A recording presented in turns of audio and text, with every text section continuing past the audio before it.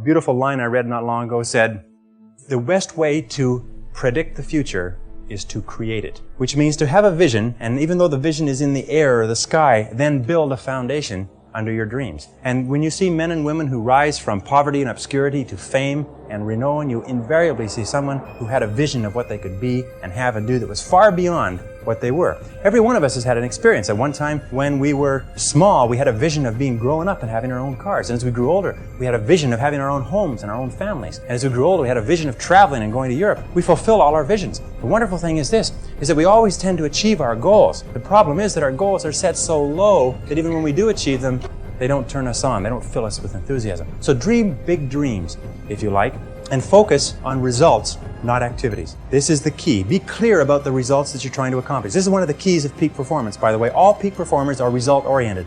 All losers or underachievers tend to be activity-oriented. And in activity orientation, what they do is they work very, very hard. Sometimes they work frantically. Sometimes they work longer hours than you do, but they lose sight of the results. Ben Trigo, the strategic thinker, said, "The very worst thing in the world is to do very efficiently what need not be done at all." And many of us work very, very hard to do very efficiently what need not be done at all. And anybody who's ever had employees will tell you that every single day you come across your employees doing something very diligently, but it's completely irrelevant to the success of the business. So focus on results. Here's a key question to ask yourself in your working life. I think it's one of the most important key questions. I'll give you two. Number one is, what results are expected of me? What results are expected of me? Not what activities, but what results or what outputs? What am I supposed to produce in my job? A second question you can ask yourself is, why am I on the payroll? Why am I on the payroll? What results are expected? The results that are expected of us in selling are sales. And the only time that we are working is when we are doing something that contributes directly to that result. Isn't that true? But of course, why do we do the other things? I've come to the conviction that the reason why we do the other things is because they are fun and easy rather than hard and necessary. I think the major reason why people fail in life, if I can pass this on, which wasn't part of this, but major reason why people fail in life is because of the expediency factor. That we always do, and we always take the fastest and easiest route to get the things that we want. But the fastest and easiest route in life is almost always the route to failure. It's short-term gain for long-term pain. We do what is fun and easy today instead of what is hard and necessary, and then we have to do what is hard and necessary at the end of our life when it's too late. And you'll find that the willingness and the ability to discipline yourself, to be clear about what it is you want, to be clear where you're going, to be clear about the results that you're expected to accomplish, and then to only work on those results. The ability to discipline yourself to do that is absolutely critical for success. It is not possible to conceive of a person being successful who is not capable of disciplining themselves to do what is hard and what is necessary rather than what is fun and easy. And especially when it comes to managing your time, when it comes to looking at what you should do on a day-to-day basis, focus on results, not activities. Now let me give you a method which has helped me. Write out your goals. All goals have to be in writing, by the way. If you don't have your goals in writing, then they're not really goals at all. They're merely wishes. And as they say, a wish is merely a goal without any energy behind it. Have your goals in writing. Write them out very specifically and clearly, and then do this. Every single morning, rewrite your major goals in the first person singular as though they already existed. Rewrite your major goals every single morning. Now, this should take you about 2 to 4 minutes, maybe 5. You can do it all in a paragraph. For instance, if your goal is to earn $50,000 a year, every single morning write, I earn $50,000 a year. If your goal is to be excellent in real estate, say, I am an excellent salesperson in my field.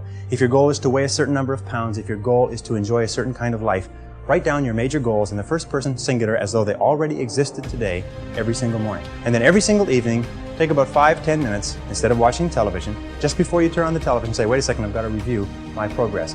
And sit down and review what you've done in the course of the day. And say, what have I done right today? What have I done right that's moved me toward my goals?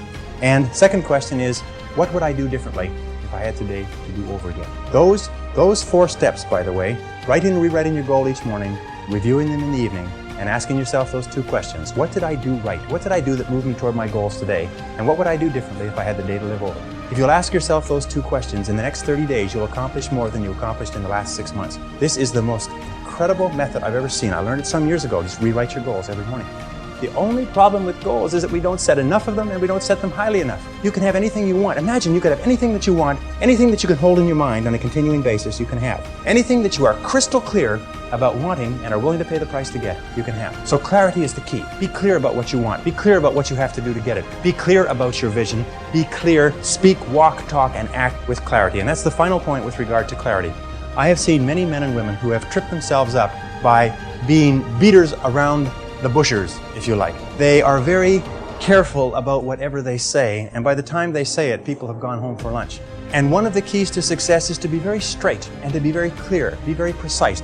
Interesting, one of the reasons why people do not speak to the point is for fear of offending others. Isn't that true? For fear of offending others.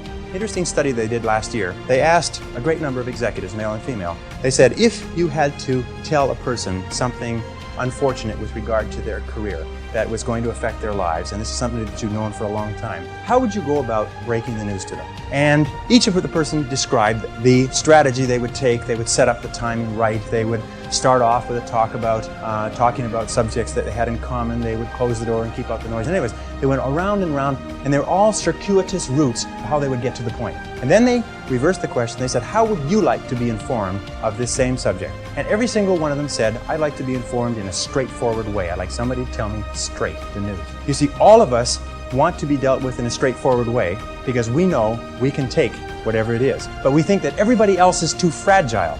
So what we do is we pussyfoot and tippy-toe around and avoid giving them the news, and we finally do get the news to them. Sometimes causes more problems than is necessary. So be straightforward, be clear in your language, be clear in your actions. Let people know exactly where you stand, and let people know exactly what you said and what you mean. Very, very important. And it takes practice, by the way. Every single one of these habit patterns, every single one of these qualities has to be learned by practice. And I sat down and looked at this whole concept of excellence, and I saw something that I hadn't noticed. It's almost like something brought to the surface of your mind. I noticed that every single man or woman that I had studied who had achieved any kind of success in any field whatsoever had done it after they had made a commitment to becoming excellent in that field.